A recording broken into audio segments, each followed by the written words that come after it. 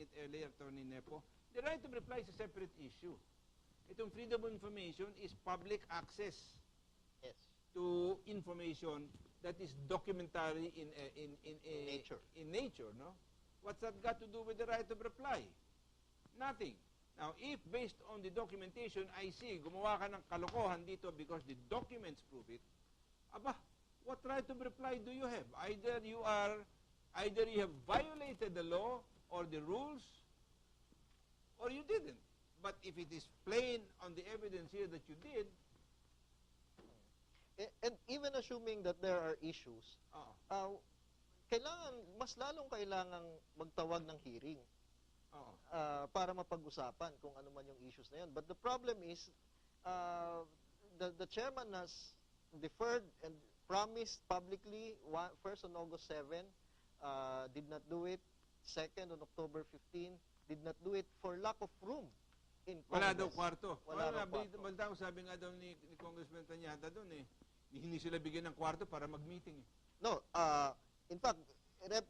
Tanyada anticipated it and reserved a room for that day. And there was also a call to the reservation committee. I don't know if it's a committee or a unit. And there were 4 rooms available on October 16. Pero sinabi sa kanya, wala. Sinabi ni Rep. Everdone, wala. And now, but at least now, we've got a November 13 hearing coming up. A notice has already been issued. And this is where the call for leadership talaga comes in. Because at this crunch time, the only way this can still pass is if the leadership of the House, the Senate, and the Executive will really allow, in fact, not just press, but even to just allow this measure to get through. And so, from a scale of 1 to 10, where does your crystal ball go? In advocating for this for 14 years, my crystal ball has really clouded already. Mahirap. We really were very hopeful when President Aquino was elected on a platform of reform. And that's why we, in good faith, as I mentioned, engaged the study group, looking at their legitimate concerns and balancing them. And we have accepted the proposed amendments and supported that. And so we feel that it will really be a lost opportunity, including the confidence that was built and the expectations that you will frustrate if this will not pass. Alam po ninyo, if we can just make an appeal here to the President to please put his own prestige behind this Freedom of Information bill. This law has got very, very far-reaching effects and can change and level the field politically so that nobody can hide now under the cloak of power and refuse to provide information that is going to be enlightening to the public about what has happened, whether for good or for bad. So that we can give appropriate praise to those that have done good. That's correct. But my goodness, we've got also at the same time to hold people to account if they have not done good. That's correct. And this is where what we're saying is, yes, of course, people will try to take a look at your whole report card, but if in subject A, you score less than 75 and you're 30% only, I mean, lahat naman tayo, pumasok sa eskwelahan, ilang subjects mo, may grado ka sa lahat, tapos meron kang average. Di ba? Hindi dapat ganun din naman po ang paglilingkod sa bayan. Whether you are a legislator, whether you are a part of a government unit, whether you're a mayor, a governor, a councilor, whatever. Kailangan talaga nakikita ng taong bayan, merong magandang pagbabatayan ng taong bayan kung paano mong nagagampanan ang iyong tungkulin at talaga bang nakakabuti para sa kapakanan ng bayan o ng constituents mo o yung pananagutan mo. Yeah, but in addition, yung access to information ay kailangan din ng mga kababayan natin precisely to avail of existing government programs and services. Halimbawa, yung CCT, ang laki ng yung conditional cash transfer, they're increasing its coverage to, I think, now from 4 to 5 up to 5 million families ang plano nila. How the citizens need to know how can I be part of this program? Alam mo kasi nangyayari, ito naman, nababali-balitaan din lang natin dito. Meron dyan, nasa CCT program ng ilang buwan, all of a sudden, biglang mawawala. You know, we have to find out, anong method ninyo to determine who should belong? Precisely. Who is the one in charge of making that list? Who is in charge of revising that list? And, you know, how do you get on once the list is made? On? Yes. If your own circumstances require or nakakita yung pangangailangan mo doon, paano kang pwedeng lumapit para sabihin, pwede ba akong sumali dyan? Yes. Number 2, nakikita natin, ang ginagawa, pineprenda yung mga subsidies na yan eh. In other words, you know, sinasanla po ba? Para ganito, sige, ito, kung ako'y tumatanggap ng 1,000 pesos, whatever, a month, bigyan mo, pahiramin mo ako ng 5,000 piso, bibigyan kita ng parang ATM mo, pero pwede mong kunin 6 o 7 buwan. Pambayad doon sa i-advance mo sa akin. So dito natin po nakikita na lahat ng klaseng bisyo nangyayari. But I have a basic, sa akin, I can understand because the problem of poverty is so severe. But at the same time, sa akin, kung wala ka naman tinuturo dun sa tao para siya matuto maghanap buhay, para matuto siyang tumayo ng kanyang sarili, para siya pa makapagsikap ng kanyang sarili, sa akin, fostering the spirit of mendicancy, to me, leaves a great deal to be desired. I am not totally in favor of it.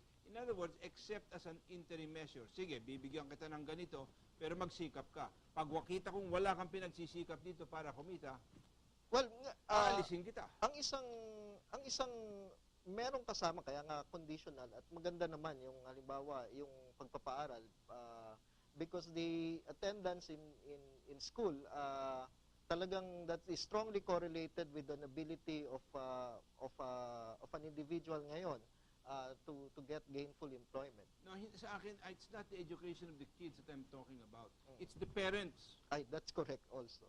Yung mga magulang, kung ikaw nakatambay lang dyan sa bahay, gusto mong tumanggap ng subsidy rito, pero wala kang ginagawa para tulungan ang iyong sarili. Na meron kang matutunang na to become gainfully employed. Ay, bakit naman kita pananatiliin dito?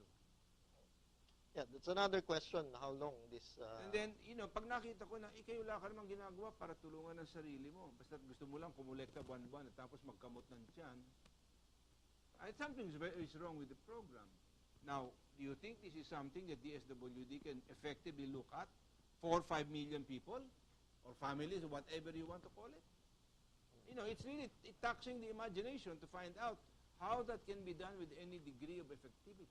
Yeah, but that only says na kailangang i-democratize mo talaga yung access to information precisely because that is a mechanism for check and balance of all of these things. Alam po ninyo kasi, alam mo, Atty. Nepong, madalas hindi masyadong naintindihan ng tao na ano man sistema ng gobyerno, kailangan may balance. Meron tinatawag na check and balance. Hindi pwedeng gagampanan ng isang tao lang at wala lang titingin. Yun na diktadura yun. Hindi demokrasya. And secondly, dyan merong dangers of abuse. Kaya nga protection yung that aspect of knowing. That's part of what the saying says, hindi ba? Absolute power corrupts absolutely. Kanya ang demokrasya po, hindi batay sa kapangyarihan na wala ng ibang tinitinatanaw at tinitingnan. Parati balanse.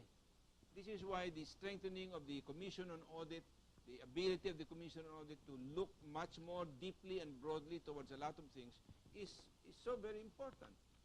So dito natin nakikita na itong Freedom of Information Act is a very, very basic component of a free democratic society. Not a government that keeps secrets and keeps everything hidden and only gives out candies to the people from time to time to keep them happy. Parang binibigyan mo ng marijuana yung mga tao at pag medyo nalalabas na sa trans, bigyan mo pang konti. But that has been the nature of our politics here for a long time, Atty. Nepo. Many of the politicians are just buying the patronage of the people. That's why there is no real accountability. How do we break that cycle? Well, this Freedom of Information Bill can be a beginning. Yes, it can be a beginning. Now, ang suggestion ko lang dito, magkampanya tayo. Pwede ba magpadala kayo ng mga text dyan sa mga congressmen ninyo? Sabihin ninyo, sige, pag hindi nyo pinasa itong Freedom of Information Bill, and we will find out kung sino-sino dyan ang talagang in favor of it at tumutulak dyan, alam po ninyo, hindi namin kayo tatangkilikin. Hindi namin kayo iboboto. Kung hindi mapasa yan, ay maglalabas kami ng blacklist for the coming elections. Yung talagang nakita namin na talagang humarang dito sa panukalang batas. Yeah, but usually ang problema dyan, yung mga humaharang, puro under the table ang kanilang kilos, hindi naman ipahalata sa'yo. Ibang sasabihin sa'yo sa harapan mo, pero ibang ginagawa pag wala ka na eh. Well, at least some are really openly fronting at the very least. Supporting. No, I mean fronting. Supportive. No, what I mean is yung iba talagang even Kontra. yung pagkontra nila are Very open. kita sa gawa. There we will be able to at least identify. Yeah, I know, but the statements of some of the congressmen here, I'm really in favor of it, but please, if you're in favor, you're in favor. If you're not, you're not. Hindi ka pwede magsagon sa dalawang ilog eh. Di ba? But there's still, as we mentioned, even if it is in ICU now, it's not yet dead. And of course, we continue to harbor hope, however faint, and we are asking for leadership on the part of the President and the Senate and Congress. But at the same time, I think it is also time. We've dialogued for so long, but we also need to show that there can be a forceful demand for the passage of this bill. You know, sometimes I get so really discouraged because, for example, sa Senado, pagdating sa bicameral committee, ang lumalabas na batas doon, hindi mo marirecognize. And there are provisions that are inserted that were never discussed in committee. Pero paglabas sa bicameral, nando na at mayroong nakikialam. That's what happened to the cybercrime law. And Senator Soto has admitted to it. Na nilagay niya yung libel provisions doon sa anong yon. Na wala naman doon sa umpisa. I mean, is there no integrity in the Senate as well? Na at least kung meron kayong gusto ipasok doon, ilabas ninyo uli from the bicameral committee and let it be discussed openly in the Senate. You know, because, ang pambabatas kasi dito sa atin po, kung katakan tutuusin ninyo, kung minsan, pag tinignan po ninyo, katakot-takot na pagsasamantala nangyayari. Pero may na-disclose din yung episode na yan. We can see that there were unintended consequences. But the fact that those unintended consequences happened means that they are also not looking out for the rights of the citizens. Ayun, nagiging malinaw na talagang tinaya dito ang karapatan at buhay ng mamamayan. Kasi halimbawa, ang nangyari kasi dyan ay merong ang mataas na penalty provision because the original intent was to identify really the cyber crimes. Nung masama yung libel, nasama siya dun sa mas pinataas pa na penalty. But if you are looking out for the rights of the people, hindi dapat yun makakawala sa paningin mo if you are a responsible legislator looking after the interests of the people. Yan ang sinasabi na mayroong behind the scenes na nagmamando eh. At ginagamit lang yung ibang mga mambabatas, whether Congress or the Senate, to put in provisions that may not be, that were not there to begin with. Pero alam mo, many years ago, nadidinig ko na nangyayari yan parati. Tama. So I cannot say that it's something that is new. It's just that the people here have inherited all of these traditions, which is very, very unfortunate. No? Yeah. Ang daming, but the process itself was designed supposedly to make sure that those things do not happen. Like, for example, there's a bicameral conference committee. The report is even given back to both houses for ratification for a final pass-through, and then it is given to the President for review. So, even from the point of the bycam, kung may nakalusot man doon, there would Dapat have been, nahuli. there would have still been a mechanism under the process before it becomes finally a law that it will have to go through. Alam mo, anong nangyari siguro dyan, palusot eh. Okay na ba ito? Okay na yan. Well, madalas pangyari yan. Never mind, wala nang nagbabasa. Pero yung FOI bill talagang mukhang salang-sala kasi 14 na taon na hindi... Kasi nakikita nila baka mapiligro sila.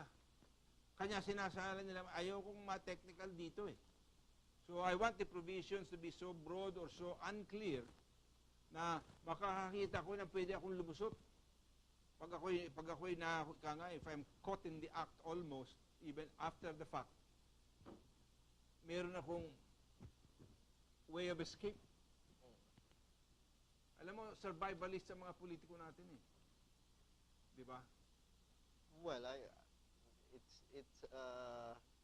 I think it's in the nature of a dynasty. Ganyan talaga. Especially if I'm trying to build a dynasty. No? Paano naman ako magpapasa ng reputasyon sa anak ko, o sa asawa ko, o sa pamangkin ko, kung ang reputasyon ko nawasak kasi hindi ako gumawa ng tama o mabuti. O sana ganun, nang gumawa ng tama o mabuti. Not in the sense of being able to withhold. Alam mo kasi ang naging problema dito, there are so many opportunities for self-aggrandizement o magpapapayaman mula sa isang pwesto na talagang gusto na ng mga nanunungkulan ipasa sa kanilang kamag-anak eh. Keep the wealth to that family.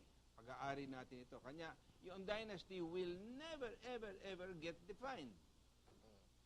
By the way, there is a mechanism that the Constitution also provides, the direct initiative. But they made the law for direct initiative, the implementing legislation, so high in threshold that it is virtually impossible.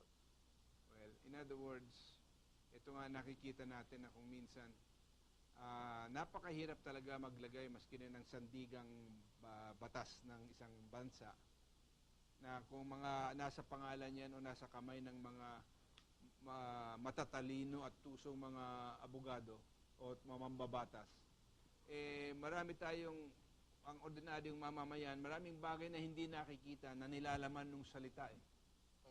Na maaari palang ganituhin at ganuhin. Baguhin ang ibig sabihin. So nagkakaroon kasi ng malawak na field dyan sa interpretation of the law or of the provisions of law eh.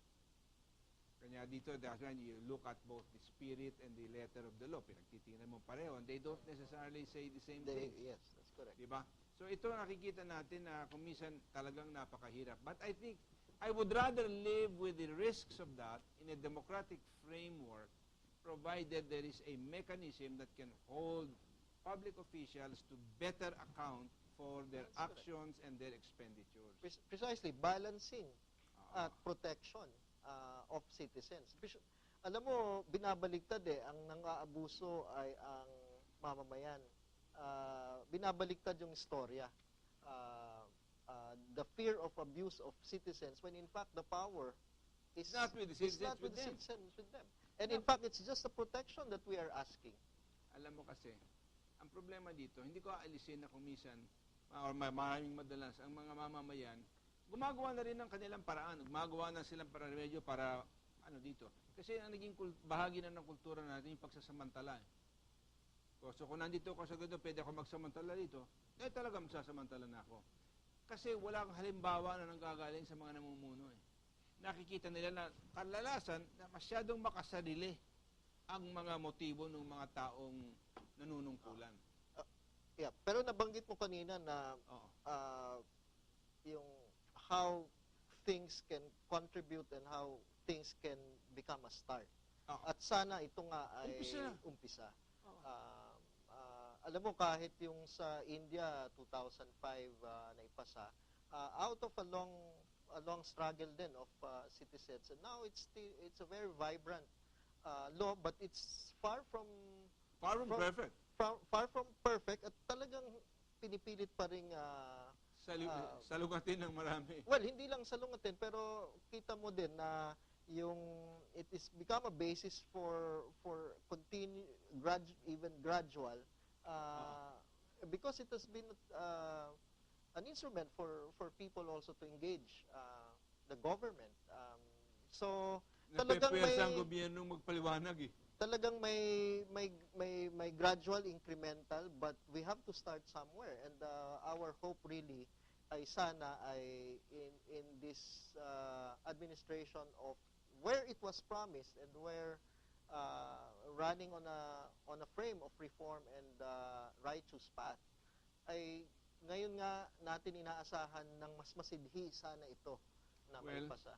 Alam mo, Attorney Nepo, we're running out of time, but I just want to be able to remind ang ating mga kababayan dito na nakikinig sa ating programa na hindi maaaring mangako ng daang matuwid pagkatapos hindi mo i-implement yan with almost ruthlessness in terms of applying it uniformly. Yeah. Hindi maaari na i-apply mo lang sa kaaway mo, pero sa kakampi mo hindi mo i-apply. You cannot demand a certain level of performance and integrity from others you don't like, but not from those that you like. That is only hypocrisy. That means, iyan lumalabas parang panlilin lang ng tao. But we want to make an appeal to the President. Alam po ninyo, ang nakikita ko dito, maski na kulang sa pinag-aralan ng maraming Pilipino, hindi naman sila tanga eh. Nakikita na at nalalaman nila. Marahil wala silang ganong inaasahan na isang tao namumuno dyan o kung sino mang nasa tungkulin will perform properly. Pero, pag nagbigay ng halimbawa ang ilang tao dito, biglang sumusubo ang kanilang pag-asa. And I think that is one thing we need in this nation. Nag-uumpisang sumubo yan, kailangan lalong dagdagan ngayon. And Mr. President, we hope that you will just listen to the cry of the hearts of the people. The silent majority, marahil hindi magsasalita katulad itong inyong lingkod na mabunganga, no? Pero kailangan madinig mo, you must listen with your heart and your spirit to what the most of the people are saying doon sa baba. Matuwid na daan, mahal ka namin, pero pag yan ang iyong tilagang tinupad sa iyong pamahalaan, tunay magkakaroon ng pag-asa umangat ng maigi ang ating bayan. And so, on that note, we want to say thanks, Attorney Nepo, for being with us. Thank you for reminding us how important this freedom of information bill is. And I join you. I hope all the other listeners who are watching us today will agree. This is a fundamental bill that 70 nations have already passed. Let us not be the last one to adopt it. Salamat po sa inyong pagtangkilik sa programa namin ngayong gabi. Salamat again, Atty. Nepo. We'll see you next week. God bless you.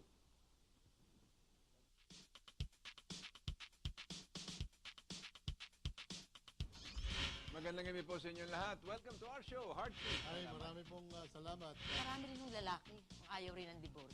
Change, meaning introduction of new policies. Natutuwa ako na And all that, or just katito. Buwan ng linggo ng kanyang panunungkulan. it went from 5 peso and 30 centavos